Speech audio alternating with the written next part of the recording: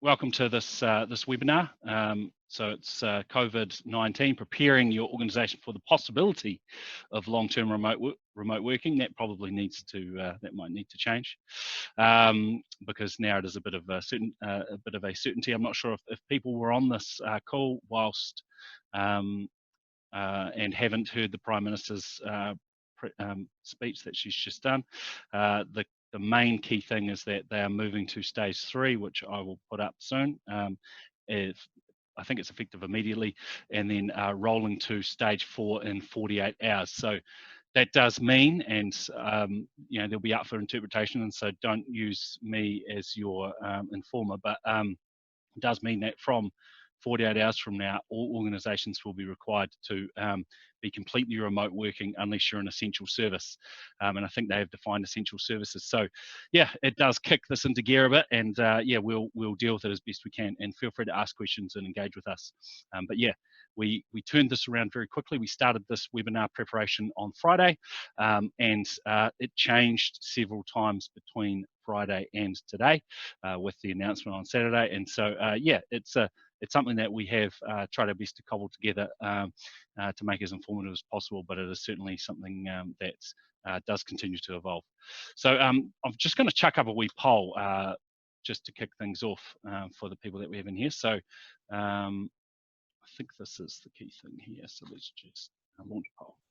So that should be up. So yeah, what stage are you or your organization in the working from home journey? So, you know, it might be yourself or it might be your organization. Ideally, this is your organization, all team members working from home, large portion of the team starting to trial it, and we have not started yet, but are planning to. So yeah, be honest, it's anonymous. Can't see who's written what, so don't be too concerned about declaring something, particularly with what's just happened. Bit of a mix. Keep going. Still 10 to go. 10 or so. Just wait for those.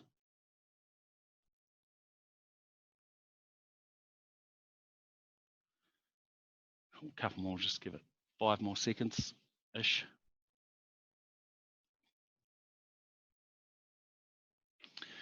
Okay, so majority's in there. So the least common option is all team members working from home. Then we have, I think I'll give it a second, but the least common is all team members working from home. The next is 22% have large portion working from home. We are trialing staff working from home. I'm pretty sure trialing spelt wrong. Cheers, Ben. And then 33%, that's 33%, and then 28% we have not yet started, and we are planning to. Now, we don't want to sort of give a political take or anything, but I think given now we can be quite frank that if you haven't started this prep, you are going to need to move with haste if you are going to need to continue to operate, which I expect we all are. So I'll just end this poll. As you can see, I'll just share the results so you can have a look at it. All right, I'll stop that. Most common is we are trialing. Okay, right. We will continue on. We will try and get this done and Q&A done before 3 p.m. So yeah, we'll move quickly. So what are we going to cover today? So a variety of things. What are we facing? It's become a bit more clear with this announcement, but we will go through that. Challenges that you need to consider when you're considering working from home and potentially how to overcome them. Getting your staff home and operational. So that's a key thing at the moment. How we see it is there is a perfect world and often an interim world. Our objective, and this is something we're working with our customers, is to get people home and being able to operate as well as they can initially, and then working towards the long-term remote working, how to do it well. But the other thing is this presentation is to try and give you the tools and let you engage on trying to do those things well, as opposed to requiring us, which in many cases you should be able to do so. You will be able to do so. And then we've got some quick wins, some things that you could consider to get started. Right, so just a very little bit about the IT team for those that are not customers. I should say that this is both we did this webinar at short notice, and instead of splitting it, we decided to do it for our customers and for non-customers that needed to, people we know, etc. And so it's important that you know who we are. So yeah, I won't go into this, but we were formed in 2011 after the earthquake. We work a lot in cloud services like Office 365. We're effectively an IT support company doing everything related to IT support. We're all over New Zealand, Christchurch, Auckland, and Dunedin, and we perform a large amount of work remotely, which is becoming pretty critical. Okay, so continuing on, what are we dealing with? Well, as of today, or quarter of an hour ago, we are, I believe, right now on stage 3, which is effectively all non-essential businesses should, some non-essential businesses should close, and businesses should move quickly to work from home where possible. But really, the thing is now that in 2 days, we are going to be in stage 4, which is effectively, if I've interpreted it correctly, everyone who is not an essential service, which I believe is supermarkets, hospitals, pharmacies, will need to work from home, and schools likely to close as well, except for those for essential services families, I guess. So this is pretty big, and it's moving pretty quickly. So yeah, that is the situation. So this is still applicable, but there might be a tone of preparedness and trialing that is no longer as applicable because of the timing. So we are now at stage 3, moving stage 4. I wrote that just while we're watching it. We'll continue. So here's the thing. What will working from home look like? Okay, so the key thing is all staff are going to be working in isolation. You're going to need to consider, I think this is honest because I think they've announced it's for 4 weeks minimum, but you are going to need to consider that you and your team may be working from home in isolation, as in isolated from each other, for 6 weeks, 12 weeks. We don't know how long it's going to be, but it's at least 4 weeks. And I think it's fair to say there's a very good chance it's longer. So this is a different style and it is unprecedented. At no time in history has, apart from the odd organization, of course, has everyone worked from home from a sustained period. It's quite unusual. No meetings in the office, in your meeting room. I should say, I am in the office at the moment, just by the way, but no one else is. We went on lockdown last week, as in all staff working remotely. But yeah, it is just me in this meeting room, by the way, in this office, by the way. But no meeting rooms, no quick chats, no taps on the shoulder. It's something that you're just not going to be able to do. You're not going to be able to see if your colleagues or staff are available, working, busy on the phone, unless you have the technology that allows you to do that. And you're not going to be able to see how they are. Are they stressed? Are they struggling? Are they down? You will not be able to tell that, and you're going to have to try and find ways to do that as managers and leaders. Continuing on. So here we go. Working from home first run. So this applies to a few people because many from the poll are either starting to work from home or they are or they have not yet done their trial. But I think I can be a bit more candid here now. You are going to need to move quickly, and we were going to encourage you to do that. But now that effectively the deadline's been set, you are going to need to move quickly. I think the first few days or day is going to be tough, but this is a time to discover issues. Don't think perfect. Think getting operational and trying to understand what the problems are. And the problems are broad. The problems are communications. The problems are effectiveness and how your tools work. And we're going to go into a bit more detail on what those are and what things to look out for. Identify the technical issues. This is a technical related webinar. So this is what we're going to talk about, but identify those and the lack of access, what's missing, what can't your staff do. And perhaps other things like paper. We had one client that met with us and they said, we have a large number of files that are paper-based.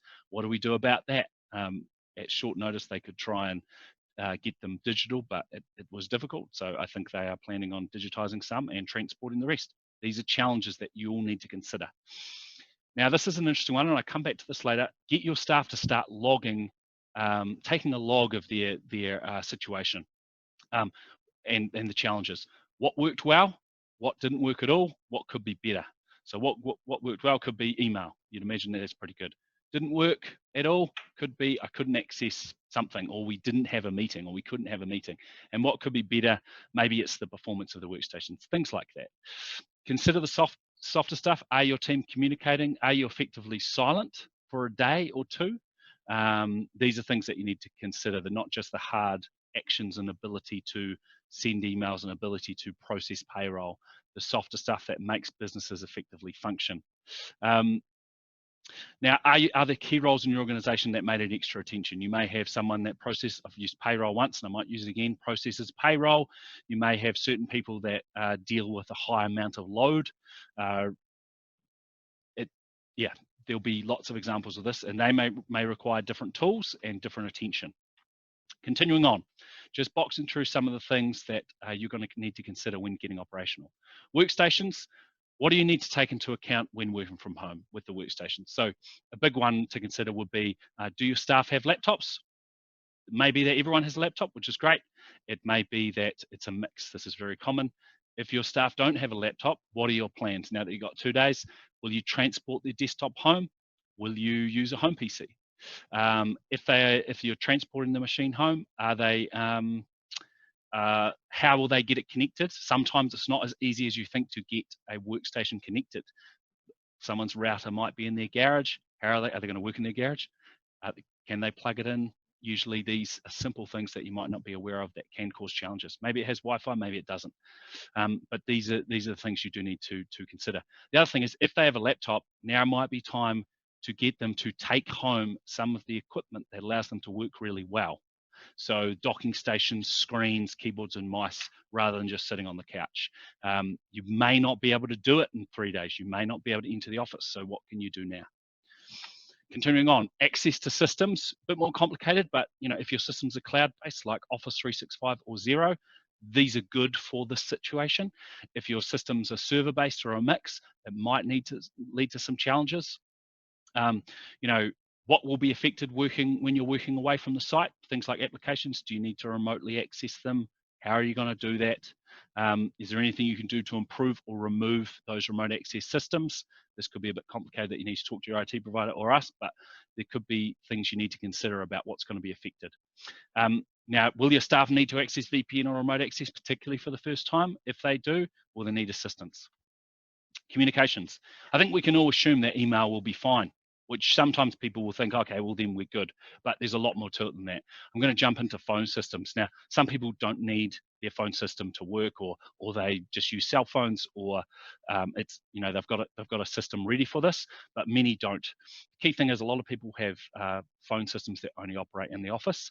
The question would be, does it work from anywhere? If you pick up your handset and take it home and plug it in wherever you're plugging it into, and I'll come back to that, does it work? Now, if you have a soft phone, as in software, that will work well. But if you don't, you might need to consider what you do. Your plan may be to move to forward calls to a cell phone. Well, that's great to get going, but will it work? How can you pass calls between people? We're thinking a long term here. This is to get operational, so you might have a short term plan, but redirecting calls to one mobile is even not great for a short term. So can you ask the question, how do we get our phone system in the hands of many staff while they're in a remote location, while they're working from home? Now, if you can move the handsets from home, can you plug it in? That's a challenge. Sometimes people have their routers in weird places in their garage. They don't have cables. You might need to consider getting those cables, things like that. But the thing is to try this sooner rather than later, given the short deadline that we all have. Continuing on, internal communications, we're going to come back to that because that's a bit deeper, but I believe that this can be underestimated for those that aren't using things like Teams or Slack, and we will come back to that. So, as I mentioned before, user assistance, things like VPN and remote desktop, RDP or terminal servers, there's lots of names for them. And there's other systems like TeamViewer and maybe Enable. There's lots of options there, and you may have discussed it with our staff, but these can be an issue if they're getting set up for the first time. And what you may have done is you've turned a desktop on in the office, and the plan is to turn a desktop on in the office and have staff TeamViewer from their home machine into that office. Well, that could be problematic, particularly if the power goes out or someone turns off the machine. We don't know in a week, are you allowed to venture into your office and turn the machine back on? These are unknowns. So, but getting it set up for the first time is going to be it's something your users might need assistance with. Personal BYOD users, so what I mean by that is users that may be using their home PC, their family PC to work. There may be incompatibilities. They might have an older version of Windows, they might have a newer one. Maybe installing software isn't going to work. Now, we have a frequently asked questions page that's IT Team Remote Working that we're continually populating. This is something we've put up recently, just in the last week. And please, go to that for a couple of quick tips. And if you have any, there might be something specific that applies to your organization that you can take from there, distribute to your staff members rather than giving us a call, which is fine, you can, but it's going to be a bit faster. Thanks, Ben. On the ball. Okay, now moving away from the shorter term, which we're assuming people will transport what they have, get going, and get everything functioning. So we would assume that the shorter term getting operational is not limited operation, but full operation, but maybe in an unideal situation. So longer term, what we've been saying is for the last few weeks, and it was a bit of a catchphrase 2 weeks ago in some of the workshops we've had with customers related to this topic. There is a difference between the ability to work and working well. A lot of us, and for the getting operational phase, will be just trying to be able to work. But if you're thinking 4, 6, 12, 18, who knows, weeks, even longer, perhaps, this is very important. Because it's not 2 hours from home or I'm sick and I need to do a little bit of work. This is ideally your staff are as productive or close to as productive as they are in the office. And that should be all of our goals. So this section is about that. And this is what we're going to spend a bit of time talking on. So the key thing is workstations, your ergonomics, you need to consider that. And your staff's ergonomics, they might not consider it. Are they sitting on a couch? That's cool.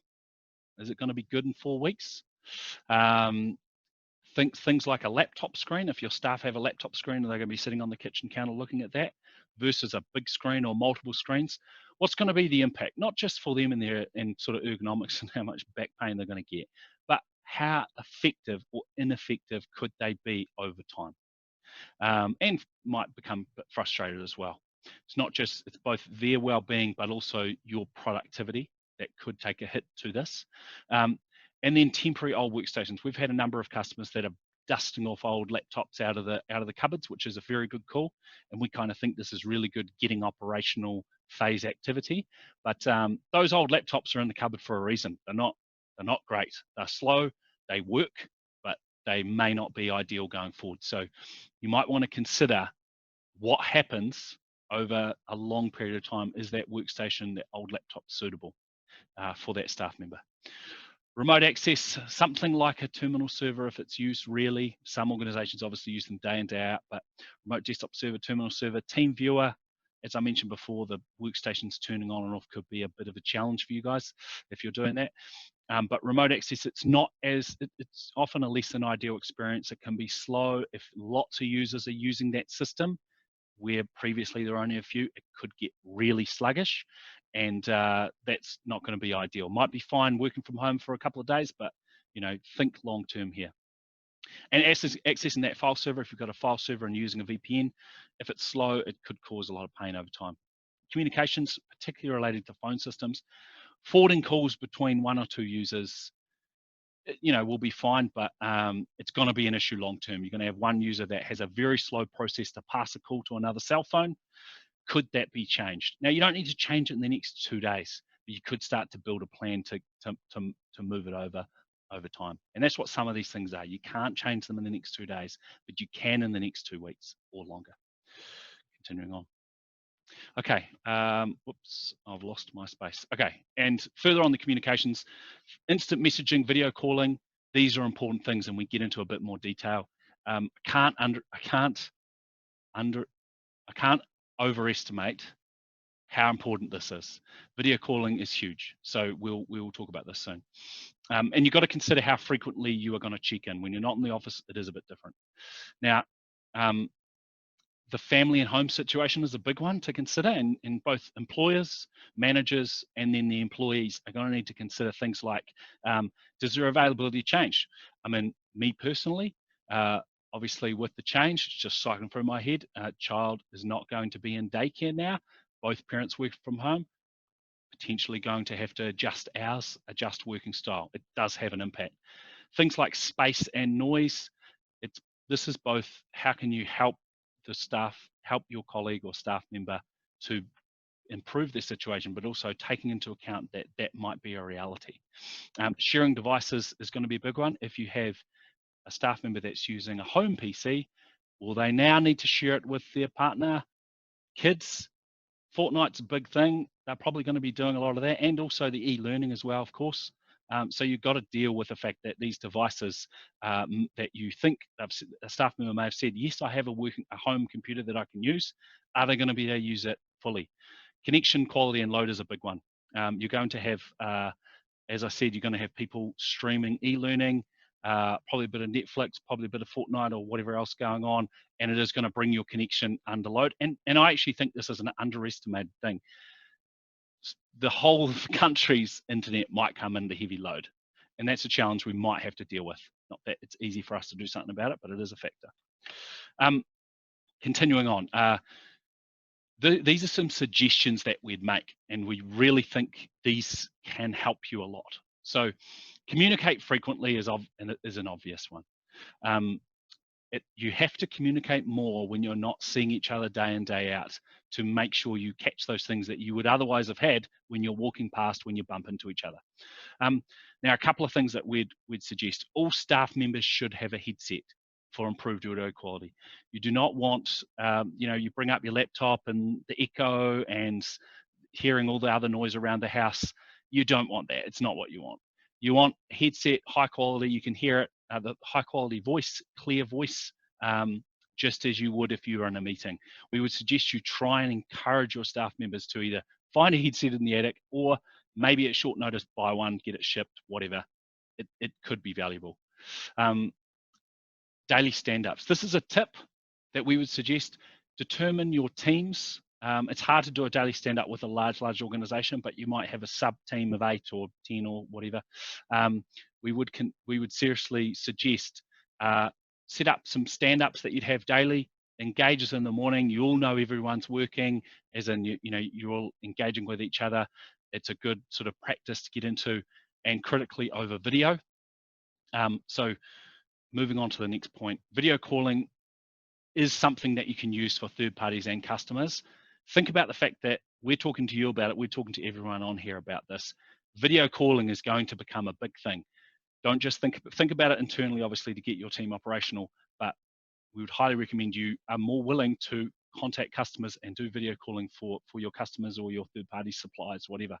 It's going this way. It's going to become more common, and it's a huge amount more effective than a phone call. We in the IT team in the last year, we've heavily moved to use video calling and video meetings as one of our more common meeting types, instead of getting into the meeting room. And the reason is we've got different offices. It took us a long time to get to adjust to get it going really well, and it's paid off big time, and it's obviously going to pay off now. Now the big one is avoid non-video calls. So what I mean by that is we're assuming you may use systems like Zoom or Teams, Skype, and there's other ones out there, of course. This is not a video. This is not a meeting. You can't see body language. Hopefully you can't see me. You can't really interact with each other properly. You often don't know if they're in the room, or they've disappeared, or they've disconnected. It's important to actually be able to see them. You see them in the eyes, you can communicate, you get all those extra things. So what we've done, just so everyone knows, we've made it mandatory for people to have video on. It took us some time because people did sort of push back on it. And that's going to be an issue here. People are going to be concerned about the fact that the kids are going to be running around, or the partners are going to be walking behind them. They're going to be worried about their hair and their appearance and their clothes. These are challenges that we're all going to have to overcome, but we would suggest you set that standard early. Say, it's a video call for a meeting. We need to be able to see our team and see what's going on, and it will pay off. When a staff member sometimes joins a call and they're blacked out because they've slotted over their webcam, covered it with a little slot, or they have forgotten to turn it on, excuse me, we will say to them, hey, your video's off, and it's just a suggestion to get it going. So highly recommend you consider that. This is something this is one of the tools we are using to help us deal with the gradual discovery of issues that are affected by us not being in the office. And when you have 1 or 2 people in the office, it is very different to everyone not in the office, because say you wanted to scan something to someone, you might email it to a person, get them to scan it and send it to a customer or supplier. You're not going to be able to do that. You might not have a scanner. You might not have a printer. These are things that are a problem.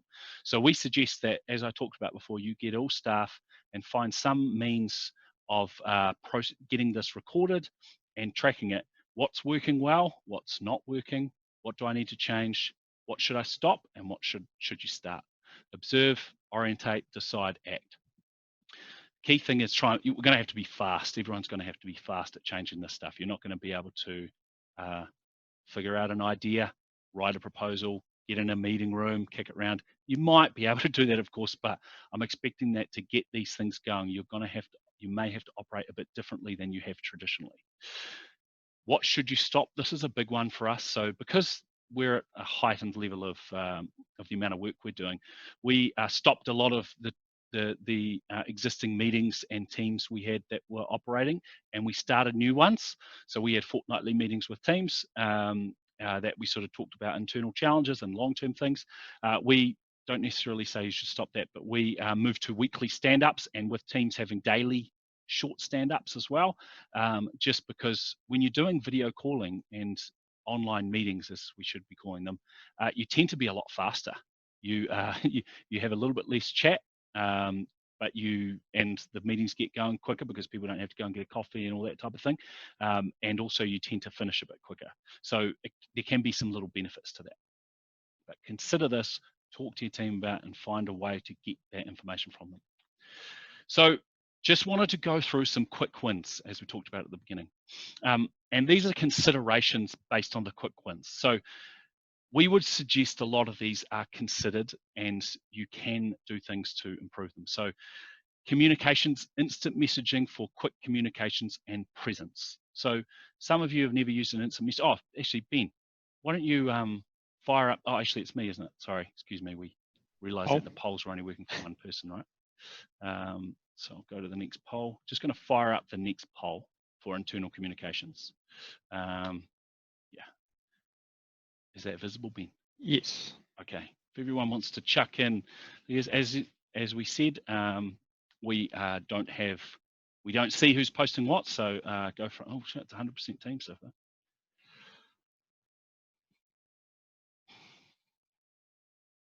Sorry, just I'll post it as it goes. So about 40% have voted. The rest of you, get rolling on.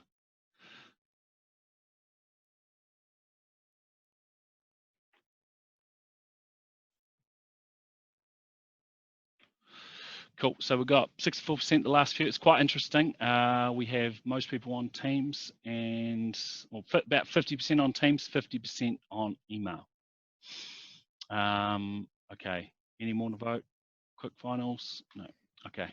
So yeah. So half and half, Teams and email. So that's good. If you're on Teams, you're sort of already on board, and if you're not, then you should consider it. So think about presence. What presence is for those that aren't using Teams, and potentially you might need to, those that are, you might need to encourage your staff to use it. So presence, it's really showing when people are available. So it automatically will generally go, it has an automatic part, and you can also set it so it will automatically be green if people are using it, and then it will go yellow or away if they have disappeared from their machine. But the thing is to consider is it becomes harder when you're all working from home to know who is potentially working, who could be on a call, who could be busy, who could be having lunch. You start to lose that ability to just determine who's around and you can talk to. Passing calls could be the same issue. So presence is very valuable. Meetings, you do need to still have meetings. It's going to be very easy for people to shut down meetings and just go one-to-one calls. So you need to consider those. Communications, company-wide communications and information sharing is going to continue to be important. Process, sign off, you might have sign off processes that you need to do, and you're going to need to consider how you're going to do it, particularly if you do it by paper or in person. How might you manage that? And then customer proposals, if you're doing proposals on paper, that might become hard. You could move to PDF, but you might do something else. files and systems, you're going to need to store documents. How are you going to make that easy? Just continuing on. So Teams, Zoom, Slack, instant messaging, these cover, and most people are on Teams, these cover instant messaging, presence, video calling, and company communications. Highly recommend you suggest that for your team, and you can get it operational quickly, and we'll show you that soon. Microsoft Power Automate, that's for internal processes and approvals. DocuSign, Panda Docs, that's for e-signatures, digital proposals, that kind of thing. And then SharePoint can be a better way to store your documents if you aren't using already. We've got a whole lot of information on how to set up Teams. You might be able to do it yourself, but this could be very helpful for you, and we want to be as helpful as possible. Bigger brains, these are training videos for you if you're interested in looking at them. So we'll share these up. But Ben, do you want to share that MailChimp thing? You might have already done it. Cool. I have already posted it. Yeah. Good one, mate. So have a look at that. It's got all this information. Share it with your team. You know, if you're not using Teams and you have the ability to get this into your organization or influence getting this into organization, it could mean the difference between being able to communicate well with your team and being disconnected and sparse. Isolated. I would highly recommend you consider it. We have a webinar which we'll put a link at the end. Power Automate, John, I'll put up another poll. We'll do this really quickly. This one's a bit unusual, but feel free to say unsure if you'd like. So do you have any paper-based processes that will be impacted working from home? Yes, no, unsure. We're about 5 minutes away from finishing, just everyone. No, yes, okay. A little bit of a mix. Oh, quite a few. Okay, so it wasn't silly putting this up. The majority are yes, in the yes camp. I'll wait for the last couple, 52% voted. Yeah, definitely yes, okay. So there's a lot of paper-based processes that will be affected. Okay, so just boxing in, Power Automate is a Microsoft technology that's part of Office 365. So if you have Office 365, you likely have access to this. It was called Flow. It's for automating processes. Things like purchase approvals, leave requests, credit card approvals, anything that you have that's approval-based, you can put it digital and sort things out. It's really good. There's a bit of information here on, it integrates with Microsoft Teams. It's a really good tool. Would highly recommend you consider anything that you get signed off or approved by paper, can you do it digitally? And it is faster. We saved a lot of time by doing this, let alone the fact that we can't even if we didn't do it, we wouldn't be able to. Now, just finally, just finishing up, well, not almost finishing up, there's a few things outside of the technology that need to be considered. So make time to be human, we're saying that. So acknowledge the stress and anxiety that people are going to be under, both your staff and their families. Make time for the real life, the sad and the fun. You've got to try and fit that in, the same as you usually would in your organization.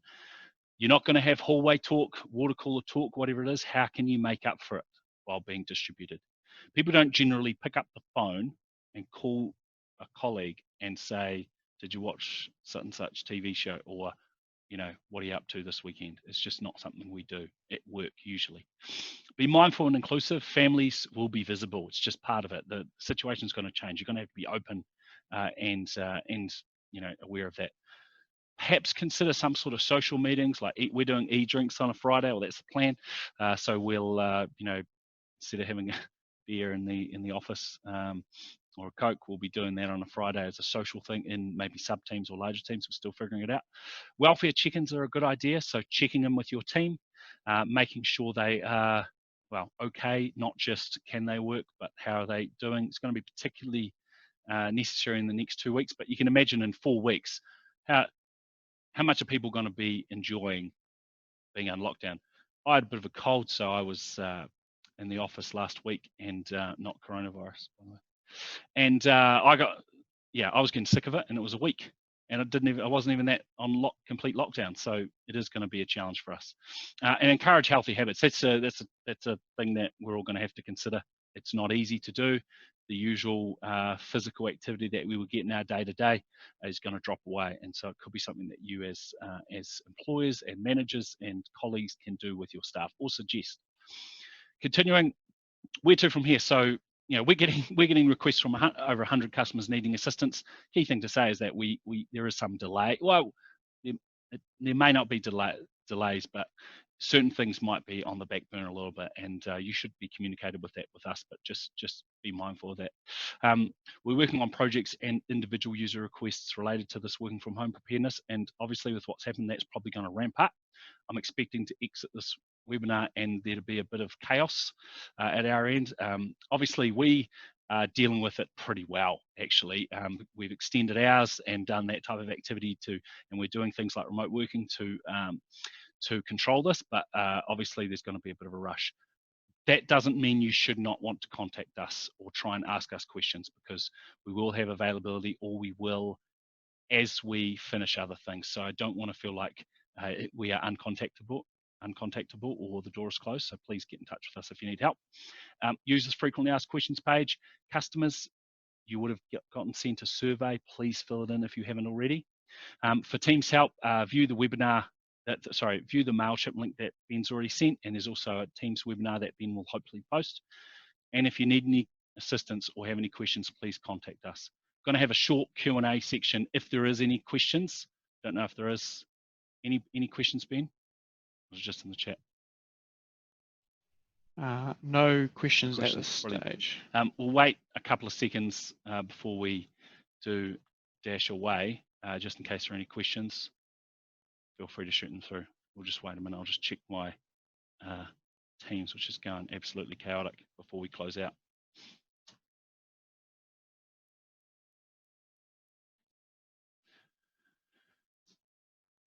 All right, cool. Hey, unless any roll in, I want to thank everyone for. Oh, sorry, Nathan. Yeah, so we're extending the hours from 7 till I think it's 7 till 7 or 8.